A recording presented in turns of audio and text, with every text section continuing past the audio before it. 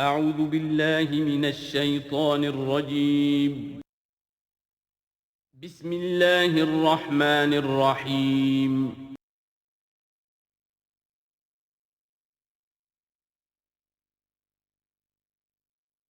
نحمده ونصلی علی رسولہ الکریم اما بعد فاعوذ باللہ من الشیطان الرجیم بسم اللہ الرحمن الرحیم لیس البر ان تولوا وجوہکم قبل المشرق والمغرب، نیکی یہی نہیں ہے کہ تم اپنے چہرے مشرق اور مغرب کی طرف پھیر دو۔ یہ نہیں کہا یہ نیکی نہیں ہے، نیکی یہی نہیں ہے، یہ بھی نیکی ہے۔ جو ظاہر ہوگا نیکی کا وہ بھی نیکی ہے، لیکن اصل سے اس کا باطن ہے۔ باطن صحیح ہے، نیک ہے تو حقیقت میں نیکی نیک ہے، ورنہ نہیں۔ وَلَٰكِنَّ الْبِرَّ، بلکہ نیکی تو اس کی ہے۔ اب یہاں سے شروع ہوا جو نیکی کی جڑ ہے، بنیاد ہے۔ من آمن باللہ والیوم الآخر والملائکۃ والکتاب والنبیین، سب سے پہلے ایمان، تاکہ تصحیح نیت ہو جائے۔ یہ جو ایمان لائے اللہ پر، یعنی جو نیکی کر رہا ہے صرف اللہ سے اجر کا طالب ہے، والیوم الآخر، اور قیامت کے دن پر کہ اس کا کوئی اجر دنیا میں نہیں، صرف آخرت میں مطلوب ہے۔ ورنہ آدمی سوداگری کرے، دکانداری کرے، کپڑا بیچے، کچھ اور بیچے، دین تو نہ بیچے۔ دین کا کام کر رہا ہے تو اس کے لیے سوائے اخروی نجات کے اور سوائے اللہ کی رضا کے کوئی اور شے مقصود نہ ہو۔ والملائکۃ والکتاب والنبیین، اور ایمان لایا فرشتوں پر اور کتابوں پر اور انبیاء پر۔ یہ تینوں مل کر ایک یونٹ بنتے ہیں۔ فرشتہ لایا دین، کتاب بن گئی، اور انبیاء پر آئی وہ کتاب۔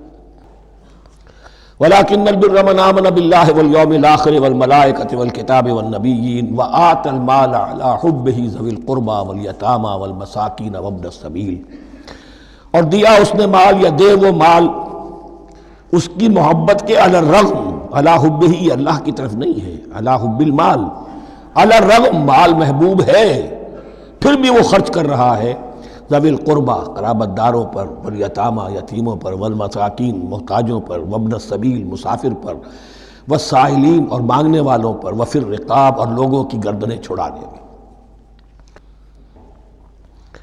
وَأَقَامَ الصَّلَاةَ وَآتَى الزَّكَاةَ، دیکھیے نماز اور زکوٰۃ اب آ رہے ہیں۔ یہ ہے حکمت دین کہ ایک ہے روح دین، وہ ہے ایمان، اور جو اس کے مظاہر ہے، مظہر اول انسانی ہمدردی، نمبر دوم ہے پھر نماز اور زکوٰۃ، اور یہاں زکوٰۃ کو علیحدہ ذکر کیا ہے، اور اس آیت کا حضور نے حوالہ دیا، ان فی المال لحقا سوی الزکاۃ۔ دیکھو کچھ لوگوں نے سمجھا بس ہم نے زکوٰۃ نکال دی تو حق ادا ہو گیا پورا، بڑی بے وقوفی ہے۔ مال میں حق ہے زکوٰۃ کے سوا بھی، اور اب آپ نے یہ آیت پڑھی، دیکھو اس آیت میں کیا ہے، زکوٰۃ کا تذکرہ بعد میں ہو رہا ہے، وَآتَى الْمَالَ عَلَىٰ حُبِّهِ ذَوِي الْقُرْبَىٰ وَالْيَتَامَىٰ وَالْمَسَاكِينَ وَابْنَ السَّبِيلِ وَالسَّائِلِينَ وَفِي الرِّقَابِ وَأَقَامَ الصَّلَاةَ وَآتَى الزَّكَاةَ۔ اس کی کیا حکمت ہے کہ ایمان کو تر و تازہ رکھنے کے لیے نماز ہے، اقم الصلاۃ لذکری، اور انسانی ہمدردی میں مال خرچ کرنے کے جذبے کو پروان چڑھانے کے لیے، برقرار رکھنے کے لیے زکوٰۃ ہے۔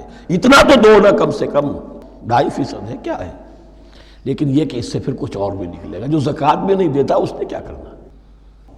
والموفون بعہدہم اذا عاہدوا والصابرین فی الباساء والضراء وحین الباس، اور خاص طور پر صبر کرنے والے فقر و فاقہ میں، جنگ کی حالت میں اور تکلیف میں۔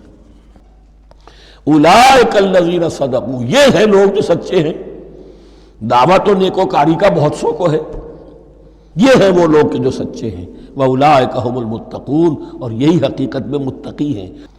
یا ایھا الذین آمنوا کتب علیکم القصاص فی القتلی، اہل ایمان تم پر لازم کر دیا گیا ہے مقتولوں کا بدلہ لینا۔ قتلہ قتیل کی جمع بھی ہے، اور مقتول سے یہ مصدر بھی ہو سکتا ہے کہ تمہارے لیے، یعنی اس معاملے میں سہل انگاری صحیح نہیں ہے۔ انسانی تمدن کی جڑ کٹتی ہے جب کسی معاشرے کے اندر انسان کا خون بہانا عام ہو جائے، تمدن جس کی جڑ کٹ جائے گی، تو قصاص تم پر واجب ہے۔ یا ایھا الذین آمنوا کتب علیکم القصاص فی القتلی الحر بالحر والعبد بالعبد والانثى بالانثى، ایک آزاد کی جگہ آزاد ہی قتل کیا جائے گا. آزاد نے قتل کیا ہے تو ظاہر بات ہے وہ آزاد ہی اس کی جگہ قتل ہوگا. یہ نہیں وہ کہے میرا غلام لے جاؤ، میرے 2 غلام لے لو، نہیں.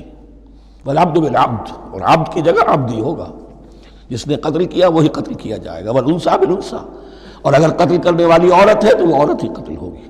فمن عفی له من اخیہ شیء فاتباع بالمعروف واداء الیہ باحسان، پھر جس کو معاف کر دیا جائے کوئی شے اس کے بھائی کی جانب سے، یعنی جو مقتول ہے اس کے ورثاء اگر کہتے ہیں صاحب ہم اس کی جان بخشنے کو تیار ہیں، چاہے وہ خون بہا لے لیں یا ویسے ہی معاف کر دیں، تو جو بھی کچھ خون بہا طے ہوا ہو اداء الیہ باحسان فاتباع بالمعروف، تو اس کی پیروی کی جائے معروف طریقے پر اور ادائی کی جائے خوبصورتی کے ساتھ.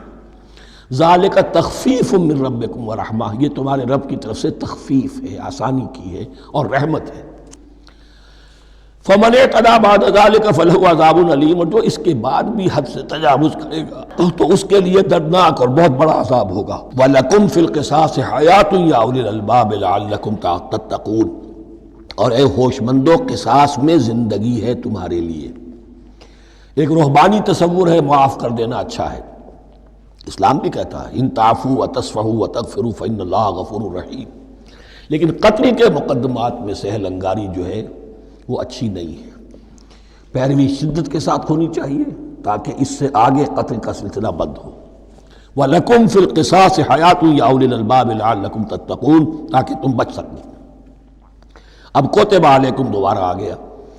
یہ کوتبہ کے لفظ کو سمجھ لیجئے، جہاں بھی کوئی شے فرض کی جائے گی لازم کی جائے گی وہ کوتبہ ہے.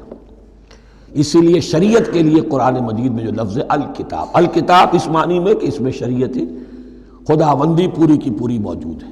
کوتبہ علیکم، کوتبہ علیکم اذا حضر احدکم الموت ان ترک خیرا الوصیۃ للوالدین والاقربین بالمعروف، تم پر واجب کر دیا گیا، فرض کر دیا گیا جب تم میں سے کسی کی موت کا وقت آ جائے، اگر وہ کوئی خیر مال چھوڑ رہا ہو، دولت چھوڑ رہا ہو، تو اس کے لیے فرض کر دیا گیا وصیت کرنا اپنے والدین کے حق میں اور رشتہ داروں کے حق میں انصاف کے ساتھ. ابھی چونکہ قانون وراثت نازل نہیں ہوا تھا، یہ ابتدائی قدم اٹھا. حقاً علی المتقین، یہ اللہ کا تقوی رکھنے والوں پر حق ہے، واجب ہے کہ وہ وصیت کریں کہ ہمارے والدین کو یہ مل جائے، فلاں رشتہ دار کو یہ مل جائے، باقی جو ہے جو بھی ورثاء ہیں لے جائیں. فمن بدلہ بعد ما سمعہ، تو جس نے بدل دیا اس وصیت کو اس کے بعد کہ اسے سنا تھا، فإنما اسمہ علی الذین یبدلونہ، تو اس کا بوجھ، اس کا گناہ انہی پر آئے گا جو تبدیل کرتے ہیں. جو وصیت کرنے والا تھا وہ بری ہے، اس نے صحیح وصیت کی تھی. جس نے بعد میں اس وصیت میں تحریف کی، تبدیلی کی، اس کا وبال، اس کا بوجھ انہی پر آئے گا. ان اللہ سمیع علیم، یقینا اللہ سب کچھ سننے والا اور جاننے والا ہے. فمن خاف من موص جنفا، اب اگر کسی کو اندیشہ ہوا کہ وصیت کرنے والے نے جانبداری برتی ہے، ٹھیک وصیت نہیں کی ہے، دیانتداری کے ساتھ اس کی رائے یہ ہوئی، او اسمن، یا گناہ اس نے کمایا ہے، فاصلح بینہم، اور اب ان کے مابین صلح کرا دی. ورثاء کو جمع کیا کہ بھائی وراثت تو یہ تھی، ان کی وصیت تھی، لیکن دیکھو اس میں یہ زیادتی والی بات ہے، اگر تم مطمئن ہو جاؤ، متفق ہو جاؤ تو اس میں اتنی تبدیلی کر دی جائے ان کے اتفاق سے. فلا اسم علیہ، تو اس میں کوئی گناہ نہیں ہے. یعنی ایسی نہیں ہے یہ بات کہ اس کو وہ سینکشن اور سینکٹیٹی حاصل ہو گئی ہے، تقدس، کہ اب اس میں کوئی تبدیلی نہیں ہو سکتی.